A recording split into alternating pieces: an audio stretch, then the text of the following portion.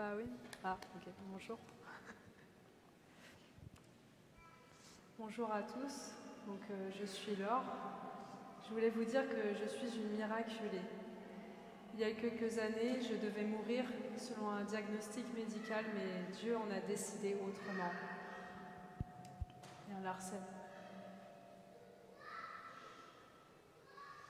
Je suis chrétienne baptisée, confirmée depuis mon plus jeune âge, mais j'ai vécu des épreuves assez dures, comme des deuils dans ma famille, des agressions, des moqueries, des humiliations scolaires qui m'avaient fait m'éloigner de l'Église et des chrétiens.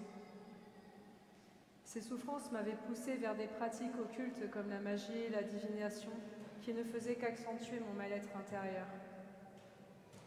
En 2017, ma santé s'était brutalement dégradée et j'avais dû aller à l'hôpital.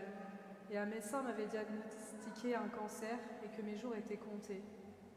Je me sentais seule au monde, incomprise et anéantie. Pendant ces 4 années de souffrance, j'avais dérivé à des croyances New Age, druidique, chamanisme, mais j'étais toujours dans un mal-être spirituel, physique et psychique, excusez-moi. Lors d'un festival qui a invité des natifs américains en France, j'ai fait la rencontre de Tim, un Amérindien qui parlait parfaitement le français et à qui j'ai pu raconter mes problèmes de santé et mes questions spirituelles.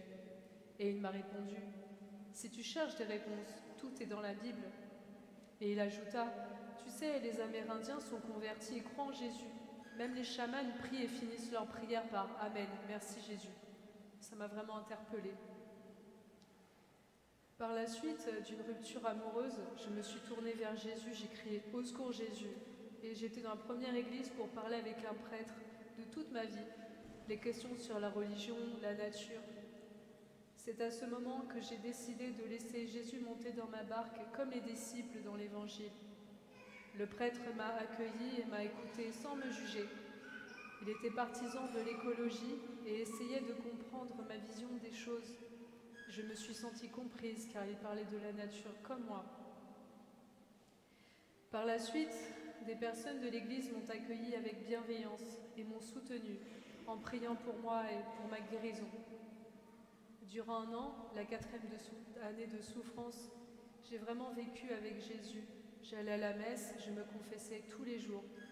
Et plus j'écoutais la parole de Dieu dans la Bible, plus je m'attachais à toutes ces histoires de femmes qui, malgré leur paganisme, leur adultère, leur maladie, ont quand même été guéries par Jésus.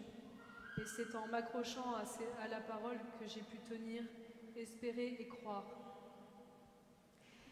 Dans cette période, malgré la souffrance et la solitude que j'ai pu ressentir, le soutien des personnes de la paroisse, dont j'avais intégré la chorale et on m'avait dit d'animer, cela m'a permis de retrouver confiance et de me sentir utile pour le Seigneur dans ce service. Ensuite, dans cette église, un monsieur est venu nous parler de la journée mondiale des malades qui aurait lieu à Notre-Dame de l'Île Bouchard. Je décide d'y aller. Le jour J, j'étais vraiment blasée, épuisée d'espérer depuis tant d'années. La guérison, j'ai réessayé dans un dernier élan, comme pour l'histoire de la pêche miraculeuse, où même s'ils avaient passé la nuit à pêcher et qu'ils n'avaient rien pris, Jésus demandait de réessayer. J'ai fait exactement la même chose. J'ai tenté un dernier saut de foi.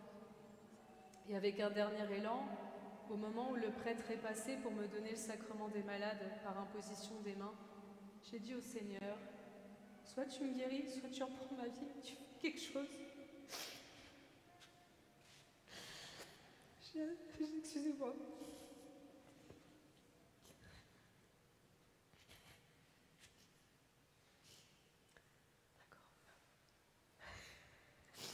J'ai à ce moment-là senti une immense chaleur m'envahir et me traverser de la tête aux pieds. Pendant le trajet de retour dans la voiture, j'avais des craques au niveau de mon abdomen. Et le lendemain matin, j'étais complètement guérie. Et pour être sûre que c'était vrai, j'ai demandé à avoir un examen médical qui a effectivement révélé que je suis guérie. Même dans la salle d'attente, j'avais dit à Jésus, « Excuse-moi d'être un petit peu comme saint Thomas. J'ai besoin d'avoir une preuve. » Même le médecin m'a dit « Écoutez, je ne sais pas qu'est-ce que vous avez fait, mais continuez, car je ne vois plus aucune anomalie. » J'ai simplement prié et cru. J'ai eu ce miracle en 2018. Mon quotidien a depuis changé. Je passe plus de temps à lire la Bible, prier et me confesser qu'auparavant. J'ai ce désir d'aider ceux qui souffrent à aller à la rencontre de Jésus. J'ai remis ma vie entre les mains de Dieu. Malgré les épreuves, j'ai confiance en lui et son amour pour moi. J'ai plus de paix, de calme en moi et une joie saine. Jésus m'a changée et j'en suis vraiment heureuse. Merci à Jésus de m'avoir sauvée et guérie, et pour toutes les personnes qu'il a envoyées sur ma route, comme Tim, qui m'a ramenée à la foi chrétienne, mes parents et ma famille chrétienne qui ont prié et même jeûné pour moi. Merci à la Vierge Marie qui m'a aidée à revenir à Jésus alors que je me sentais indigne de lui, et qui par sa parole « Mais priez, mes chers enfants, Dieu vous exaucera en peu de temps. Mon fils se laisse toucher. » Cette parole m'a aidée à persévérer dans la prière. Merci à l'Église, les prêtres et les paroissiens de m'avoir accueilli et aidé dans ces épreuves. Merci à Jésus qui m'a aidé à comprendre l'utilité de la messe, de la confession et de l'Eucharistie. Je terminerai ce témoignage par ces mots.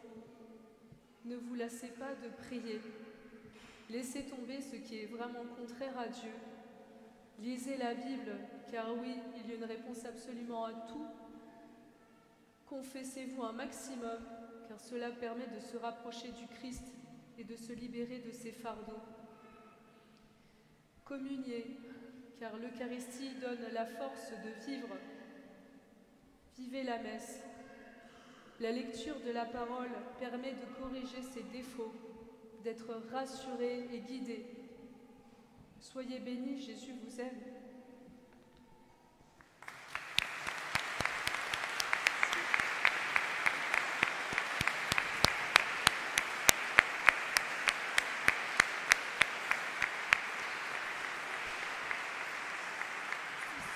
Eh bien, merci Laure en tout cas de nous avoir donné ce témoignage émouvant, mais aussi très touchant sur la manière dont Dieu a agi dans ta vie, quand tu l'as laissé monter dans ta barque, Oui.